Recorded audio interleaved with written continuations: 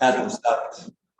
He has not stopped since. Now he has over 50 publications, which is really nice. And he's worked on in a wide variety of disciplines, from public choice, game theory, theoretical micro, applied micro, sports economics, the economics of teaching. So he's done a lot of work on it in a variety of fields. And maybe even more importantly, he has a couple of kids, and he's a very active father. So it's even, I think, more special that he's been able to be so prolific, and given that he's such an active father. So I'll give the floor to Shane now. Okay, thank you, Joel. Thank you for inviting me to talk, and yeah, I'm looking forward to it. I haven't seen Barak for a lot of years, so yeah, it's nice to see him. I like to see, I see some nice bookshelves, book collections, and one baseball card collection. So that's some nice backgrounds there. Yeah, today I'm going to be talking about the choice paradox, which is a concept that originated in psychology, but has really gained some steam in behavioral economics, as a lot of open questions psychology have. So today I'm going to be asking, does the paradox of choice exist in theory? Modeling approaches from behavioral economics and the decision sciences. So usually we ask, does something exist in empirically? This is something we have a lot of empirical evidence that there are conditions under which we get the paradox of choice, which I'm going to define. But we really don't have a really very strong theory for this. And by theory, I mean a choice theoretic setting, kind of a standard choice theoretic setting in which we derive conditions under which you can get a choice paradox. And so I've been working on, I worked on a behavioral economics model to see if this kind of outcome could occur. And then recently I've been working with a statistician on evidence for the paradox of choice in the secretary problem in decision sciences. I won't get to that today, but I think it's also an interesting environment to look at this question, the secretary problem, but we make some amendments that exist in the literature. In the standard secretary problem, you have N candidates, and you just spot interview each one in a random order, and you have to make a decision on the spot, or else you lose that secretary forever, or that secretarial candidate forever. So after each one, you make an up or down decision, and if you offer them a job, they would accept it. So it's a buyer's market. And the question is, when do you stop? And so the question we're asking is, if you can call back past candidates, would you ever stop? But also you have interview costs. Would you ever stop before you exhaust the candidate pool? So yeah, you can kind of think in those terms as far as extensions, as I talk about the behavioral economics model today.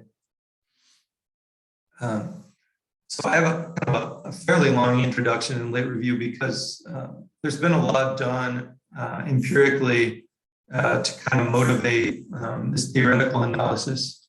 And also I think there are some features of choice theory in microeconomics that would cause us not to naturally believe in the paradox of choice.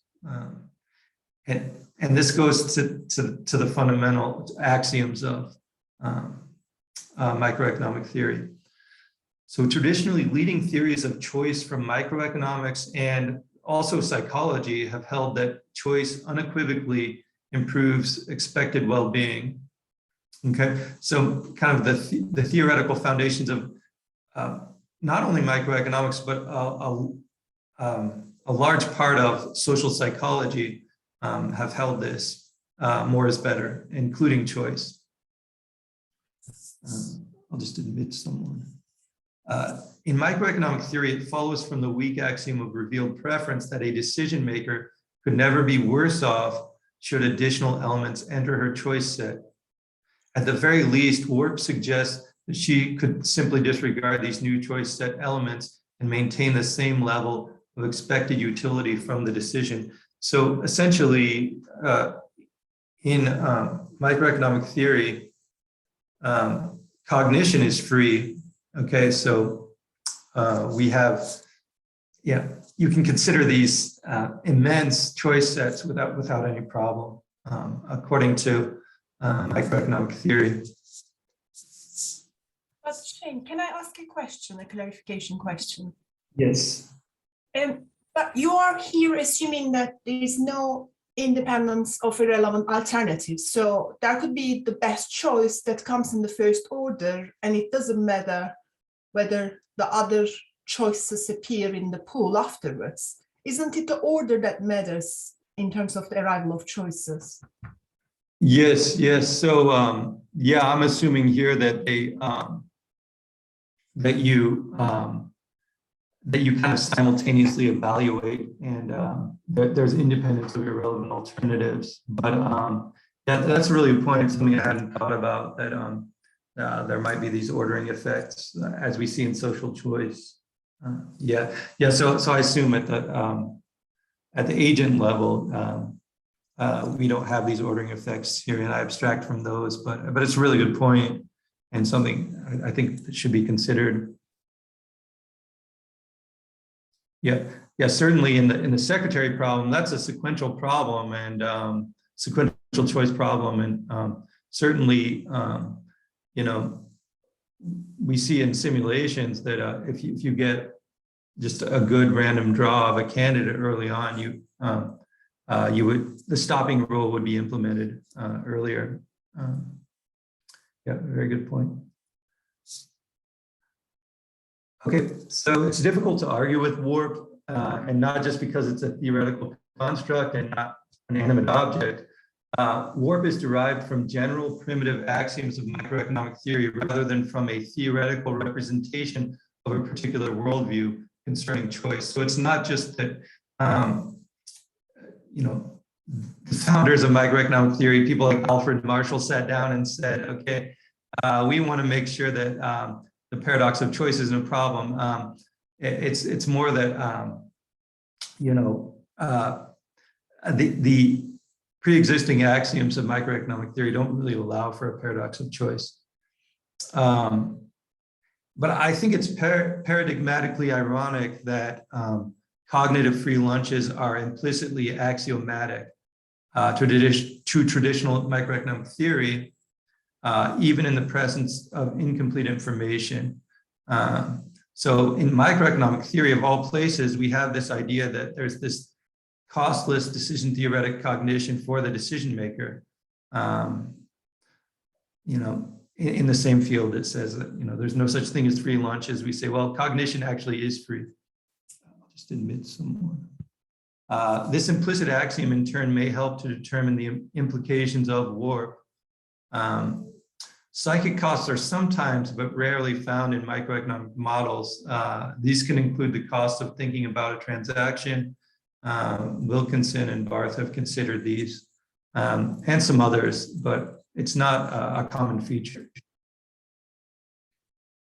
Several leading social psychological theories also fall in the more choices better camp of choice theories.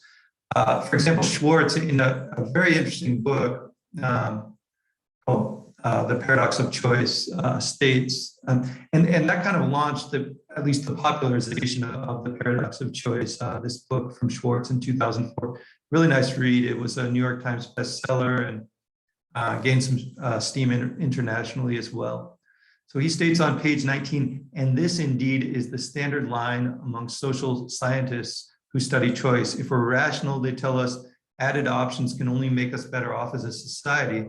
Those of us who care will benefit, and those of us who do not care can always ignore the added options. This view seems logically compelling, but empirically it isn't true. So we might not have these features that allow us to easily sort the choice set and ignore a part of it. There might not be a cognitive mechanism to partition the choice set. For example, in simultaneous choice, we're going to see an empirical setting where this is probably true. It would be very difficult to just say, okay, I'm going to stop evaluating elements of the choice set right here.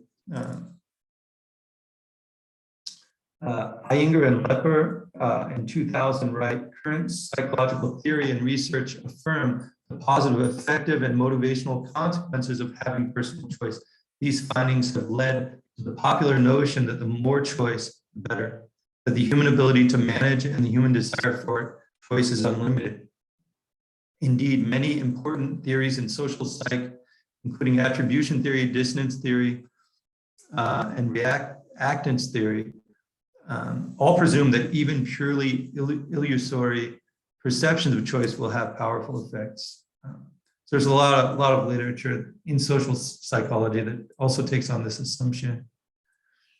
So Iyengar and Lepper present seminal empirical evidence for what has become known as the paradox of choice, and they do so in what's become known as the JAM study, which some of you are probably familiar with.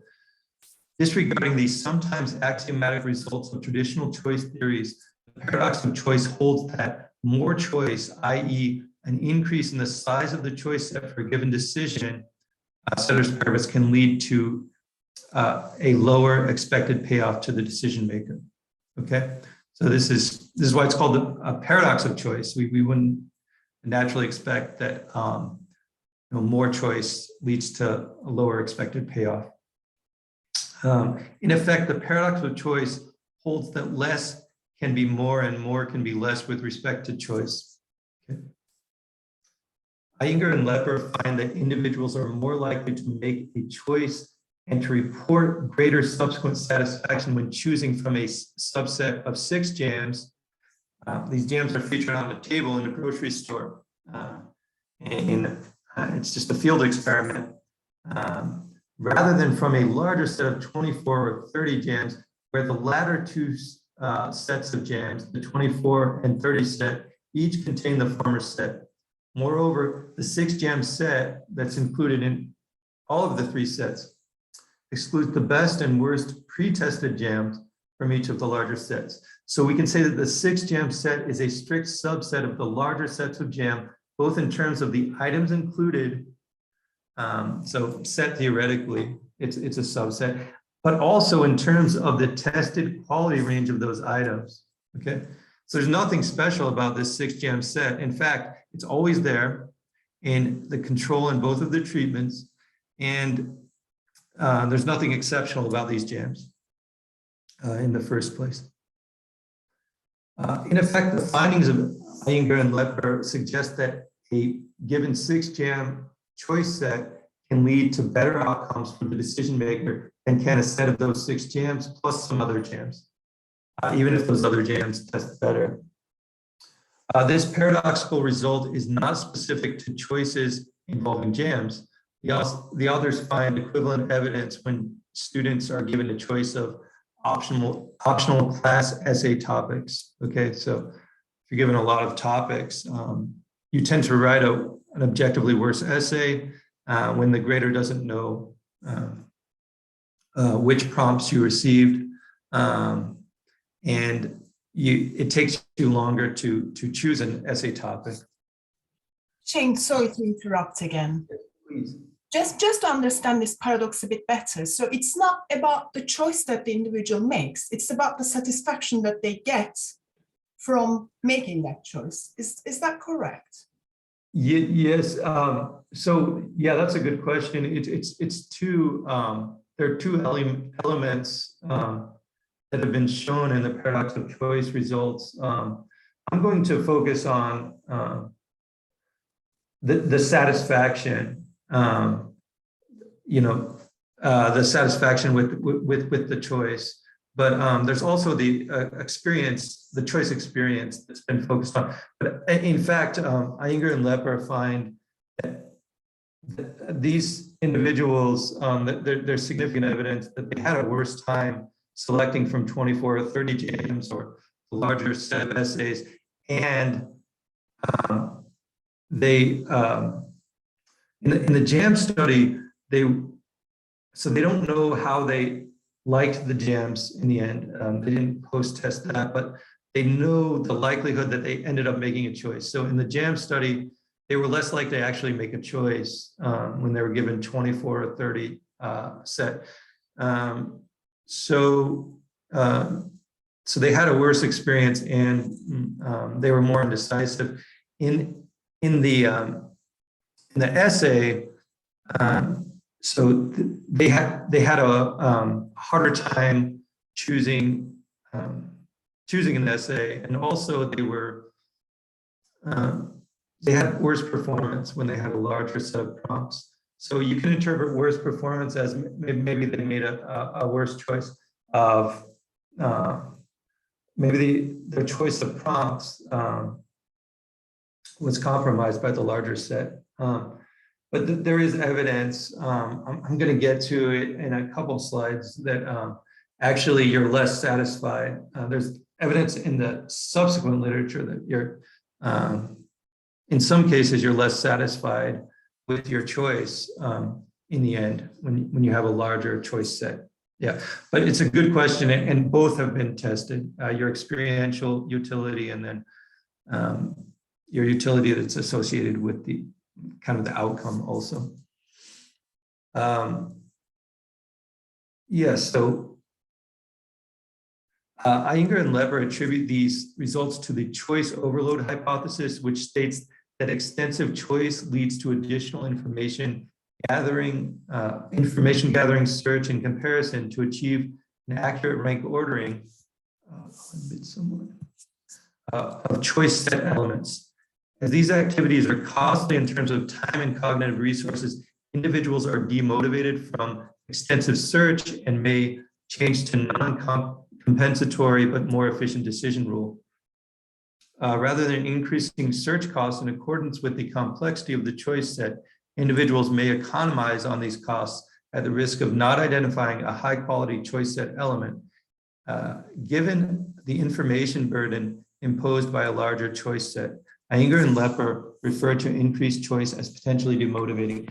So the previous question was a good one because really you can think of this both ways. So Iyengar and Lepper say, well, they may protect their choice experience because they may protect against choice overload by just settling for an obvious option.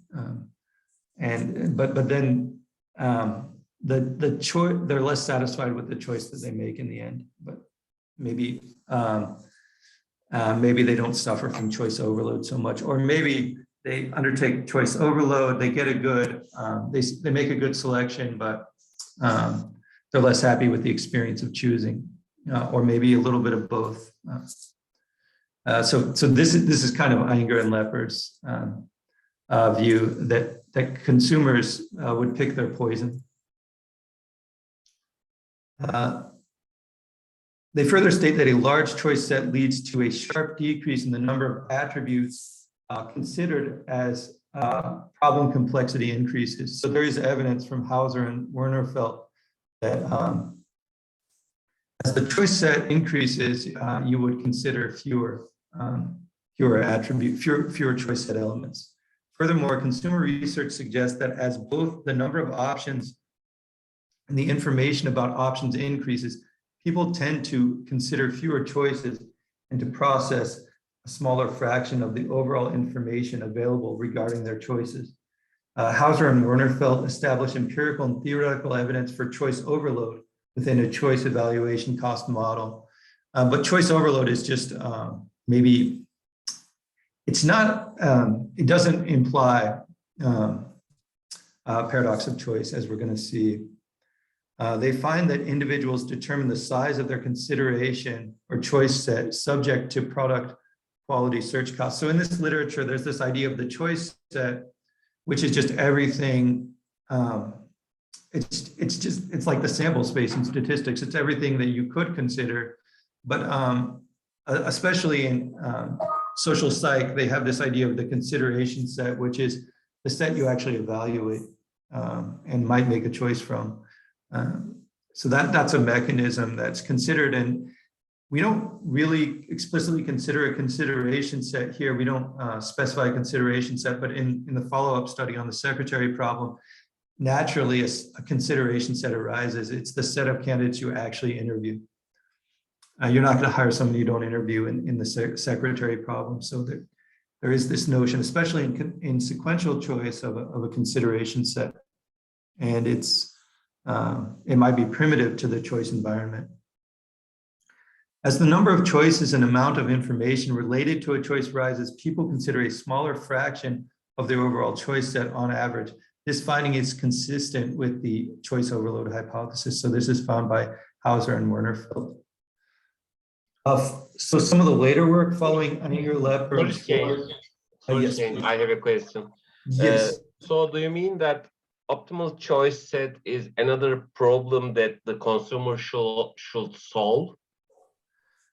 Yes. So in the sequential choice setting, this idea of a consideration set emerges, and it's the like in the secretary problem, it's you should form a stopping rule. The stopping rule implies the choice that you make.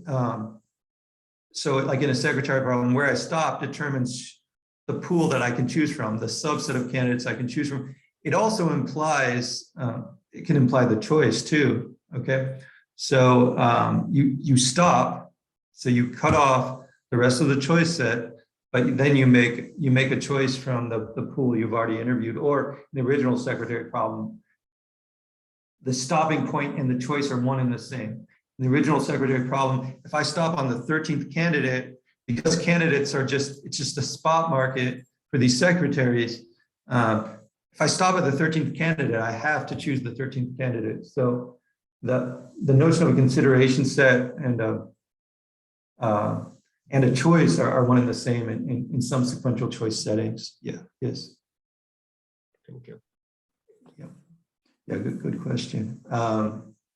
Okay, so paradox of choice outcomes have been found in search engine use, voting behavior, vacation planning, omni-channel service provision, food and nutrition choices, even in quantum information settings. It's been found in a number of settings.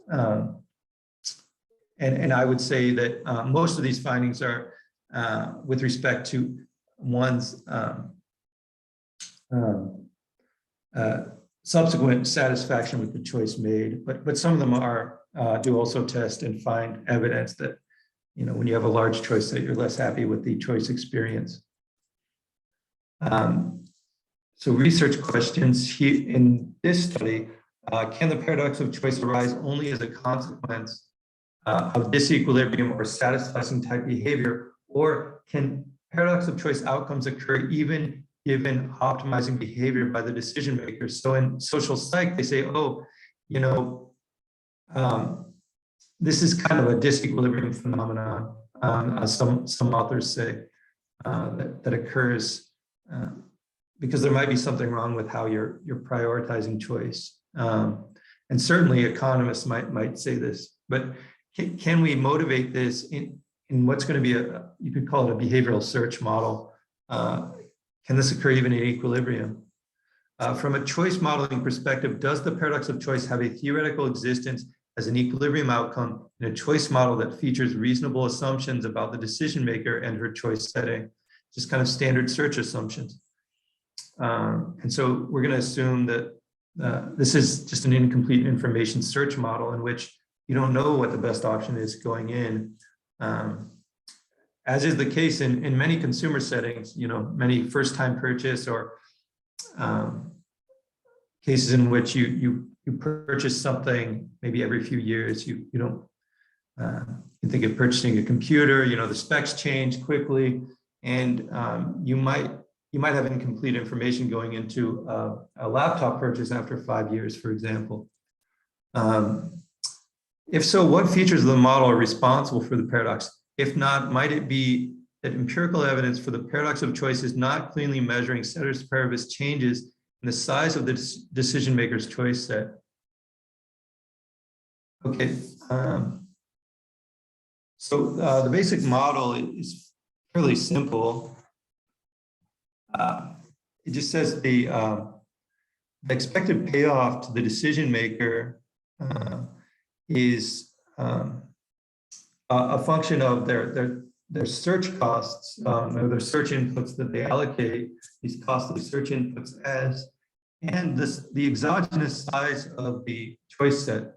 Okay, and so this is a simultaneous choice environment.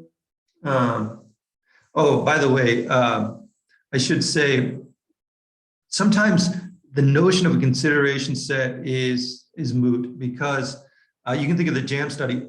These jams were put on a table. You know, to form a consideration set, it's very hard to do. You know, when you just look at all the jams, and it's difficult to say I'm just going to completely ignore these 10 jams on the right. You know, even from like a peripheral vision perspective, it's difficult in that simultaneous choice setting to say I'm going to cut it off here. I'm going to ignore the rest of these. You know, you get curious if things are presented to you simultaneously. And so certainly a lot of settings are simultaneous choice in this way. And it's just not a good mechanism in that choice architecture. There's not a good or clear mechanism to form a consideration set.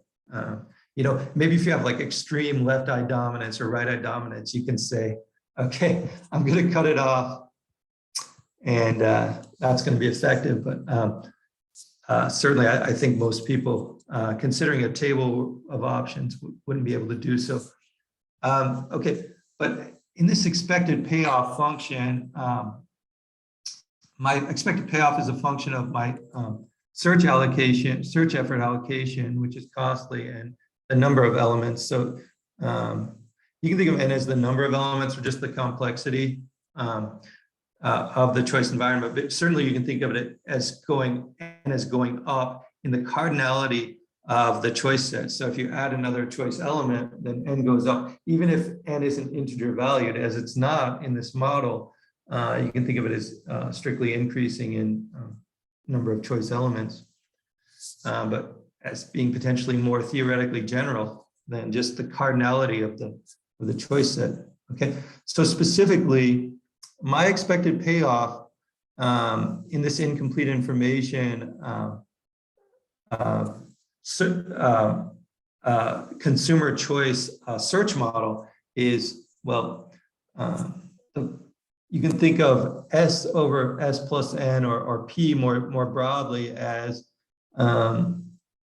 the share of the potential value from the choice set that I can derive through my search efforts from searching the choice set. Okay, so this is rising in my search efforts, and it's falling in the in the size of the choice set. Okay, so when you think about this model, you can think of like you know, a rummage sale. You can think of you go to a rummage sale, and you don't know what you're going to find at a rummage sale. But let's say you're interested in pants. Okay, you can think of maybe there are 5 pants on a table at the rummage sale versus there are 500, and so in the 500 case, you're doing a lot of sorting. You're going to have to put in a lot of effort to overcome the n, the size of the choice set in that case. Okay, so it's just you can generalize this function, and I have in the paper as more just P, and then you specify first order conditions on P. Okay. Okay, so it's this expected share, or P, of the potential value of the choice set that you're able to mine through search efforts and through your eventual choice times that value, that potential value from the choice set, minus your search input costs, which are just normalized to a marginal cost of 1. Okay. So the cost of your search efforts just equal well, the search allocation itself, S. Okay, so this is similar to if you're familiar with proportional share contests, okay, or proportional prize contests, contest model. It's a little different in that there's this is more decision theoretic. There's no game element here. There's no second contestant.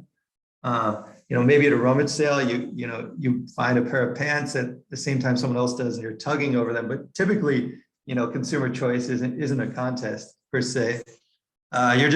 You're trying to overcome incomplete information, and you can think of the this share function, S over S plus N, as well. You're trying to overcome information through search, but so this is asymptotically going to 1 as you put in more search efforts. Okay, but it also assumes we're not computers, we're not perfect. Even if I would evaluate the whole search, the whole choice set, I might not be able to realize I might not be able to overcome incomplete information. I might not be able to realize the potential value of the choice exercise, because, you know, maybe I make a mistake or forget something. So there's always, you know, it's always less than 1. Sorry, I'm having trouble advancing the slide. Okay. Yeah. So definition 1, and so this gets at the earlier question. The important question of what is choice paradox. Well, I think there are a couple of answers to that, but herein, this is going to be the working definition. A choice paradox occurs whenever an exogenous increase in the size of the choice set leads to a decrease in the decision maker's expected payoff under equilibrium U star. Conversely, and this kind of gets at both definitions, though, because you know, your experience in the choice exercise is going to determine your costs of your search costs, but then your overall value of the choice made, subsequent value, is going to be governed by this benefit function, this probabilistic benefit function. So a choice paradox occurs whenever an exogenous increase in the size of the choice set leads to a decrease in the decision maker's expected payoff under equilibrium U star. Conversely, a choice paradox does not occur whenever an exogenous decrease in I should say increase, I apologize, leads, this should say right here, it should say increase, does not decrease U star. That is, a choice paradox occurs under equilibrium behavior whenever du star dn, or partial U star partial n, is less than 0 for a range of n experienced by the decision maker. So it can't just be, well, the theoretical existence occurs if we can get conditions on this, but the empirical condition for a paradox of choice, this has to occur over a range that is relevant in the decision exercise. So theorem 1, or result 1, there exist theoretical conditions for the paradox of choice under equilibrium behavior. Payoff maximizing agents who engage in equilibrium behavior, who find U star through allocations of S, encounter choice paradox in some choice settings. And so it might not be satisfying to the more theoretically minded of you, but I'm not really going to show the proof of this.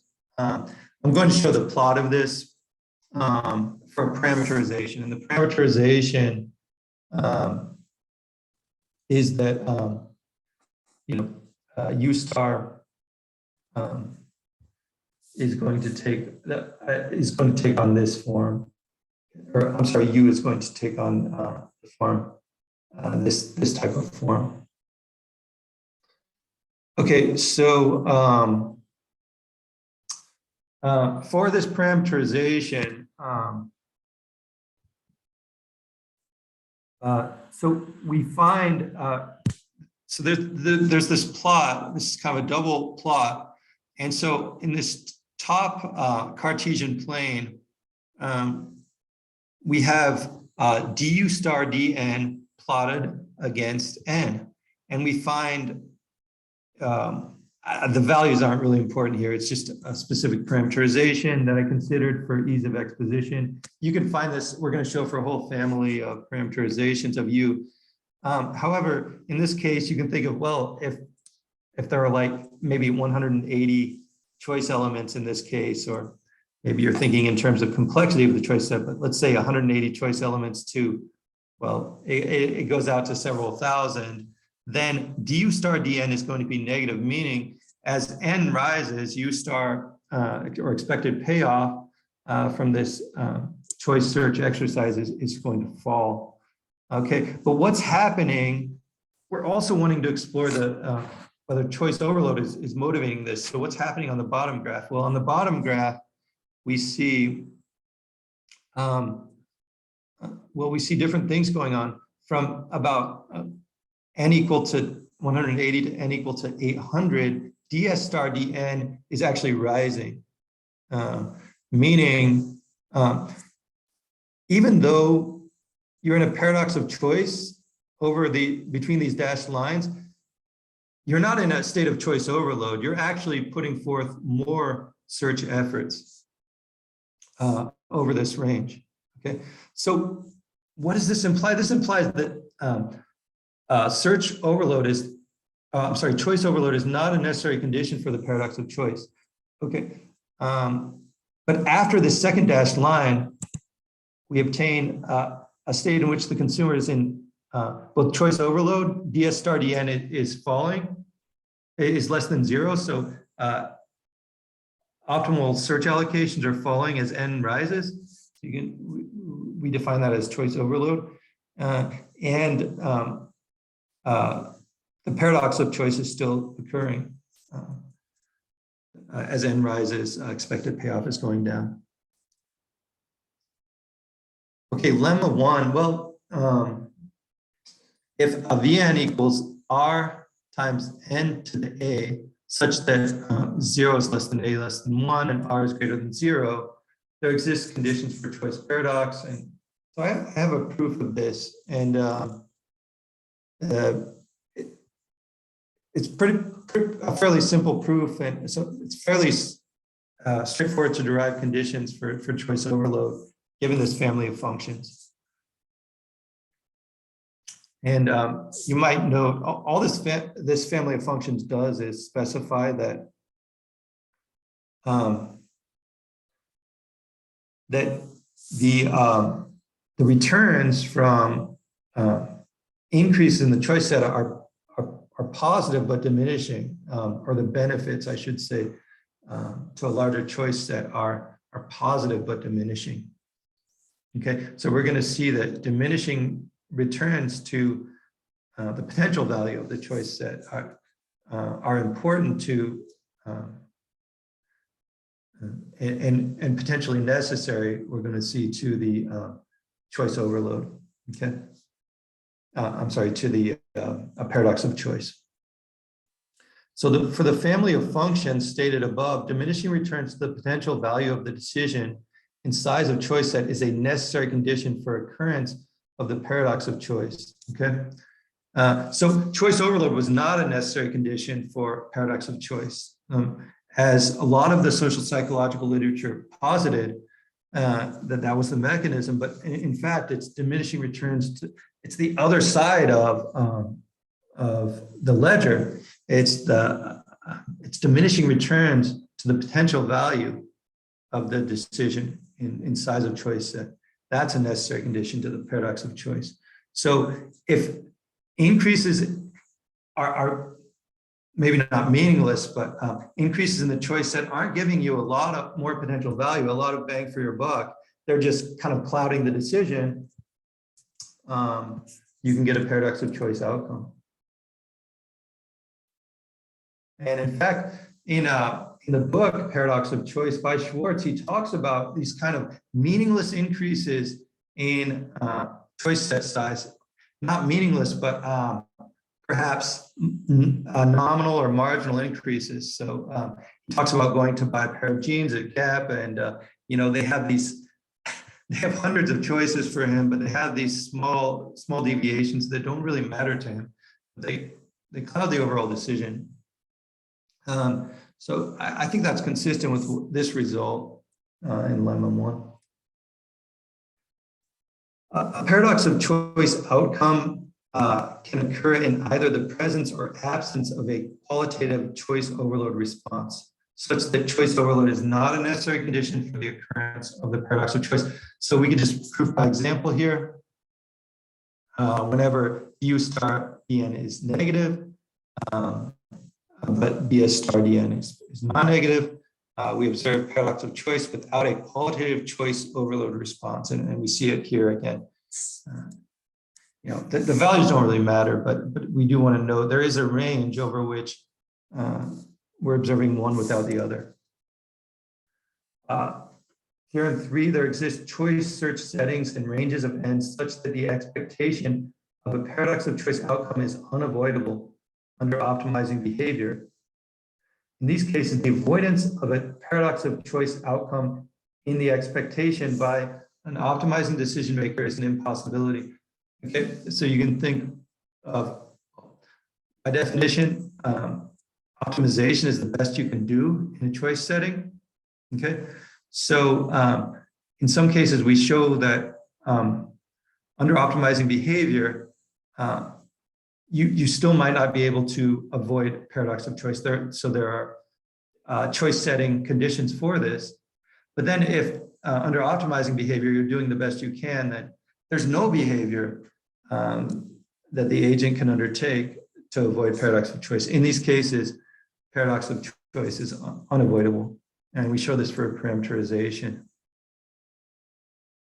Another lemma, if a paradox of choice outcome will occur in expectation in response to a change in n in given optimizing behavior, then an individual cannot avoid this outcome in expectation by switching any sort of satisficing or other disequilibrium behavior, at least not an expectation, following the change in n. So there's always the outcome in these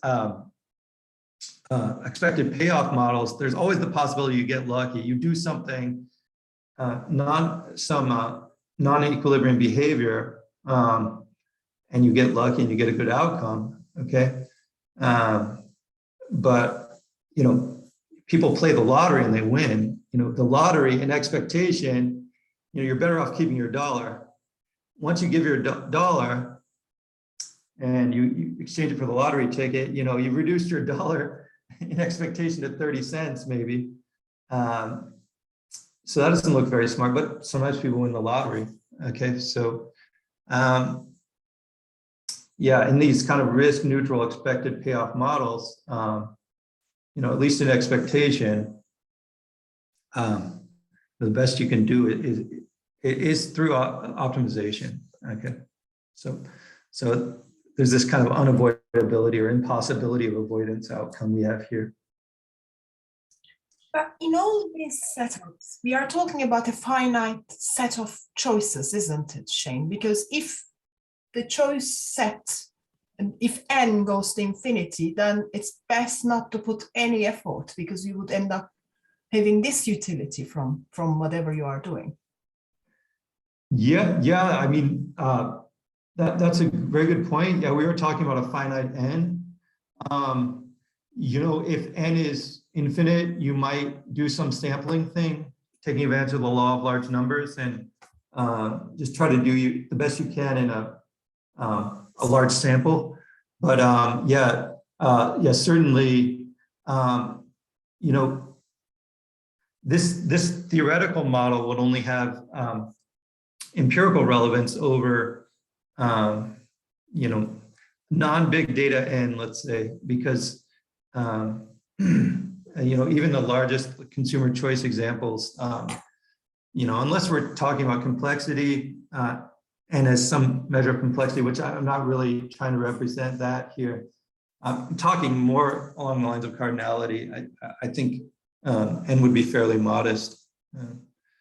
Yeah, and there's another point that in the model, I've normalized this model to such that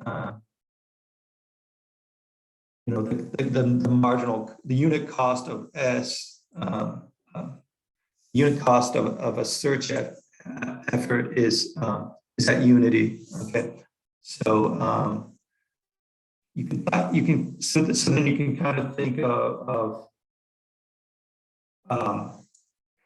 N as being anchored or measured with respect to that unit cost and the search allocation efforts, whatever they may be.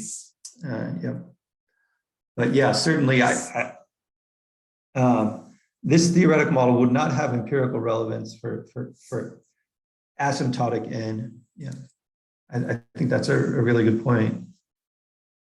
And in the contest literature more generally, they they discuss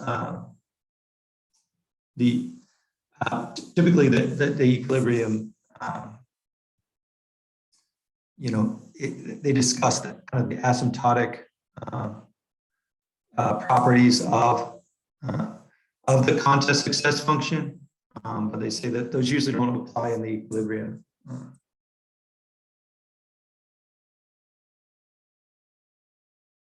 Yeah, it's a good point. Okay, in conclusion, we find within the search model presented the existence of theoretical conditions for paradox of choice outcomes.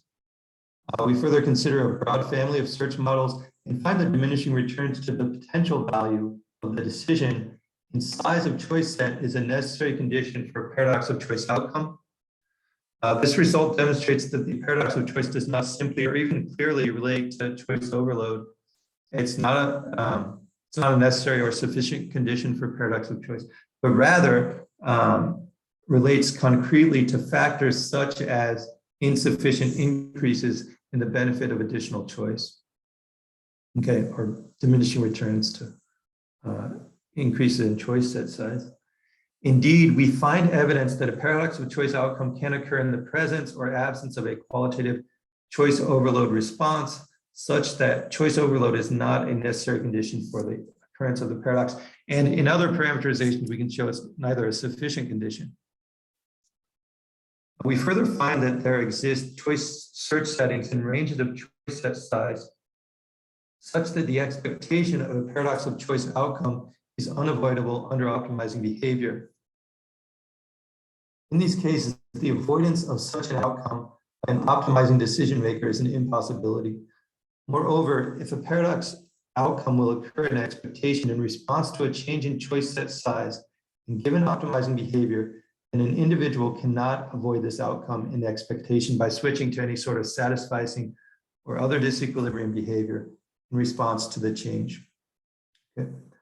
This result follows from the very, a point I want to make here is, this third bullet is that, this isn't game theoretic. It's not as if, this is decision theoretic. So it's not as if we can obtain this inefficient equilibrium outcome that can be avoided somehow if you could only engage in disequilibrium behavior. This is decision theoretic. And so the state of the art outcome is the equilibrium outcome. So bullet 4 then kind of follows this idea. This result follows from the very definition of optimizing behavior. An individual engaging in optimizing behavior will find the allocation that maximizes her payoff. Therefore, any switch to any alternative behavior in response to an increase in choice set size will only yield a weakly stronger paradox of choice outcome. Collectively, these results suggest that there are choice settings in which a paradox of choice is unavoidable, and its occurrence need not be for lack of or even decrease in effort on the decision maker's part. Rather, primitive features of the choice setting can completely drive the paradox. Lastly, we find within our parameterization that choice initially raises payoffs before eventually decreasing payoffs. Okay, so there is this bliss point. Choice is good, let's go back to the plot. Choice is initially good for pretty large range, and maybe the paradox of choice, maybe the reason it's it's a fairly new topic of research, is because maybe before we just didn't have such extensive choice sets. Okay, so maybe we just societally we were just like in this range where choice was a good thing, and then given progress, economic progress, we entered this this range in which we have this complexity to deal with now. Okay, and you might say, well, why would you ever go here? Why would you ever go here? Well, to this point where you're introducing paradox of choices into consumer choices. Well, I said this isn't a game. This is kind of decision theoretic, what I'm representing here. But certainly there are games in industrial organization that determine things like choice set complexity, and in that case, you can have things like tragedy of the commons or prisoner's dilemma type outcomes, in which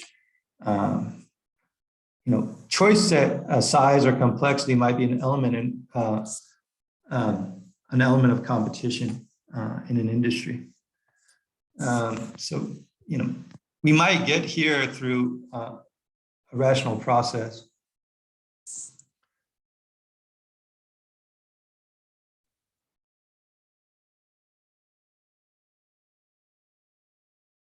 Yeah, so this pattern fits previous empirical results from the literature. This pattern of du star dn, initially choice is good and then it becomes bad, as does the pattern by which the observed choice overload response obtains. Okay, so both of these patterns fit the empirical literature. Choice is good and then it's bad. Our choice response is positive and then it's negative. We get overloaded. It's just how these match up is not consistent with the literature. The story in the social psych literature is that first you have this choice overload, and then you have this kind of paradox of choice that it either co-occurs or occurs after that. So yeah, I think the relationship between these is the interesting story that we're seeing across a family of parameterizations here. Yep, that's all. Yeah, thank you, and yeah, I'd be happy to. No, before I take questions, I do want to say this choice environment and these outcomes completely flip in the sequential choice environment. So. So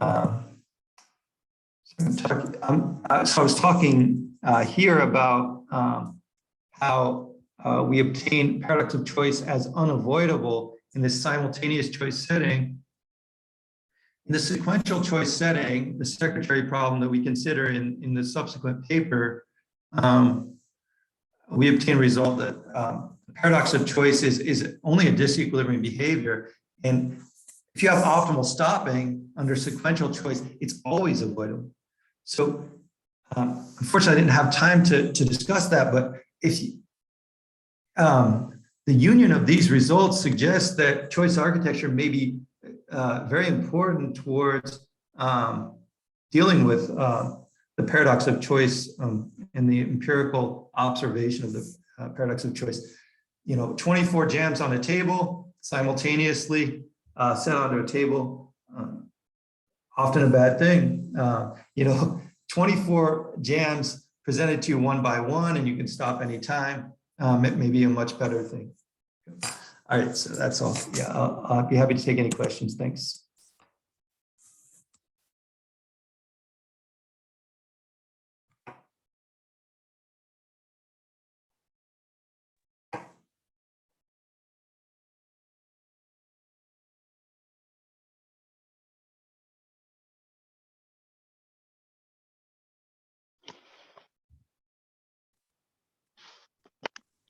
Yeah, please.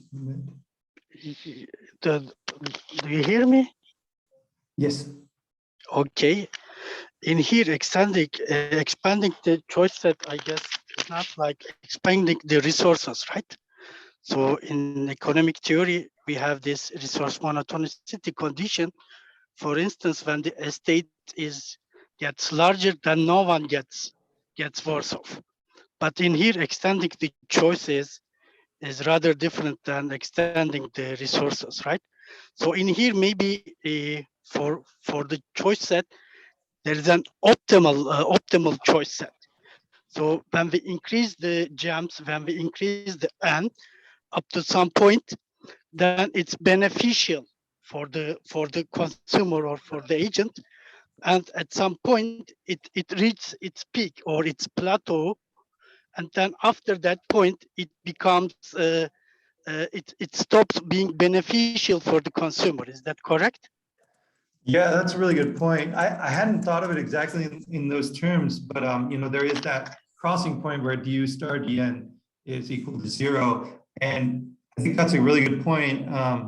If you're thinking in terms of choice architecture or mechanism design, the mechanism designer's objective function would be to find that point that you're exactly talking about.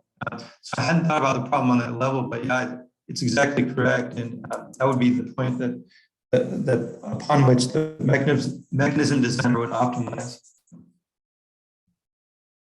Yeah, very good point. Yeah, thank you. Yeah, very good point, and it's something we don't discuss in the paper or in the or in the presentation, but yeah, I think. Yeah, I think, I was more interested in, before and after, but yeah, you're right.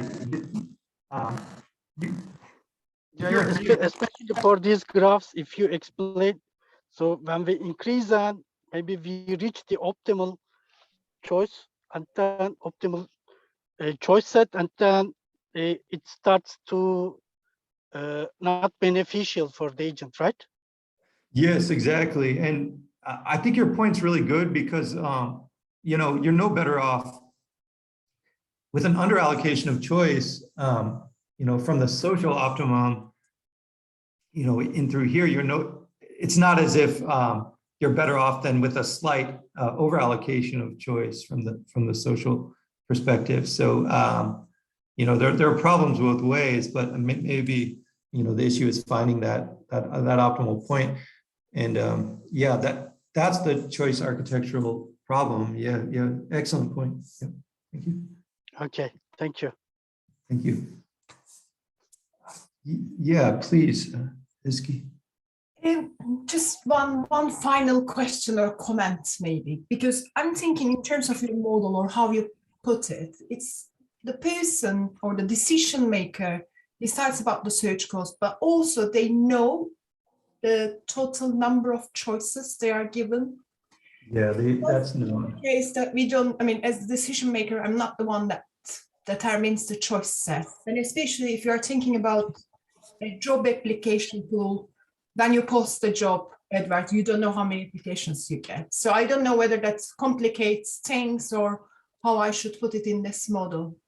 Yeah, that's really interesting. Yeah, I'm definitely going to think about that. Yeah, you might, since it is incomplete information, more with respect to the quality, I think you could add, like in contest models, sometimes you have incomplete information regarding the value of the contest, but you can assume that there's this unbiased expectation, so it's V's a random variable. But in this case, I think you could we can treat n as a random variable, and I think that's reflective of reality. I think you're right. It can be very open-ended with, like, for example, a job search or applicant pool of students. I know, so if you don't know the quality, often you don't know other characteristics of the choice set. So thank you. Yeah, I'm going to write that down. I think it is treatable. I think it is tractable.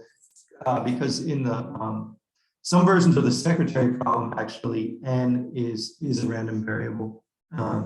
So you could, exactly as you said, like the secretary problem is a hiring problem, and so you might be interviewing in some open-ended secretary problems. You might be interviewing other applicants add-on. So there's just some random variable on the total number of applicants. Yeah, I think in the examples that you gave in terms of consumption, I think I can sense that, okay, it fits maybe, but when it comes to job applications or, yeah, as you said, student applications, then that I think complicates things. It's become something else then. Yeah, I agree. And, you know, when PCs were, like IBM PCs were being cloned in the 80s, you know, so you could choose the Mac, and you know, there was just one or a few lines of Macs, but then the PCs got very numerous, and I can imagine, you know, especially if someone was switching from Mac, they might not even know what the possible machines were and how they compared. So I think that's relevant across a number of environments. Yeah, I appreciate it.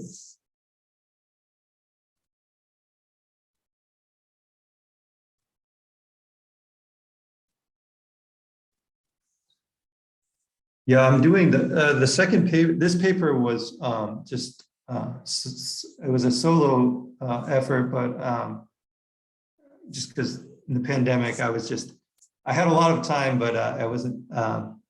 I didn't want to go on Zoom any more than I had to with all my classes and stuff. And, you know, we had 2 kids at home, so they were doing Zoom. So we had like 4 Zooms on at a time. So I didn't want to collaborate as much as I usually do at that time, but, you know, I had a lot of time. So I did this, but the second paper is with a statistician named Haikari Nagaraja, and he's done some previous work on the secretary problem and just really across mathematical statistics, but yeah, you might, some of you might be interested in some of his previous work, related work, for sure.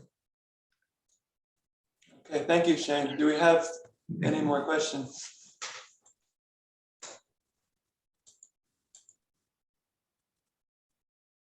Okay, excellent. Well, I really enjoyed it, and I think others probably did too.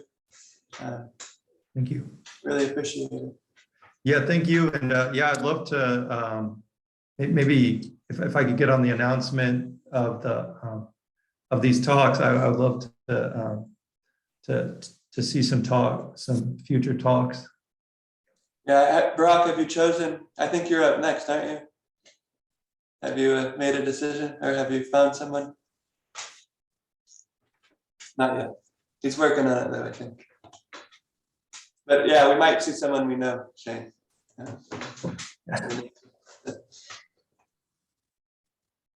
Okay, yeah, thanks, Shane. Thanks so much. Okay, thank you, guys. Yeah, I appreciate the feedback. It was really, really nice feedback. Thank you, Shane. It was great to see you after so many years. Yeah, great to see you. Yeah, hope you're doing well. Yeah, I'm very well. Thank you. Thank you, Shane, for the interesting presentation. Thanks. Okay, thank you, Nishal. Thank you, Shane. Yeah. Very nice day. Bye. Thank you, Eski. Yeah, I appreciate it, guys.